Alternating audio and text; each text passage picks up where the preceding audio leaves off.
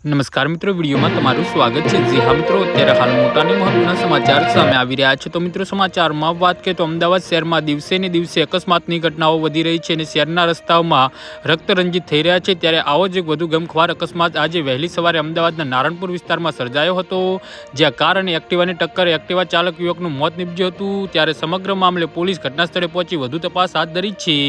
પ્રાપ્ત માહિતી અનુસાર અમદાવાદ શહેરના નારણપુરા વિસ્તારમાં સ્થિત લાડલી શોરૂમ પાસે આજે વહેલી સવારે આ ગંભીર અકસ્માત સર્જાયો હતો। એક પૂરપાટ ઝડપે આવી રહેલી કારે રસ્તા પર પસાર થતા એક્ટિવા ટુ વ્હીલર સ્કૂટરને અડબીઠે લેતા રોડ પર કરુણ દ્રશ્યો સર્જાયા હતા। વહેલી સવારે કાર અને એક્ટિવા વચ્ચે થયેલા અકસ્માતમાં બંને વચ્ચેની ટક્કર એટલી જોરદાર હતી કે તેમાં એક્ટિવા ચાલક યુવકને ગંભીર ઇજાઓ પહોંચતા તેનું ઘટનાસ્થળે પ્રાણ પંખીરું ઉડી ગયું હતું।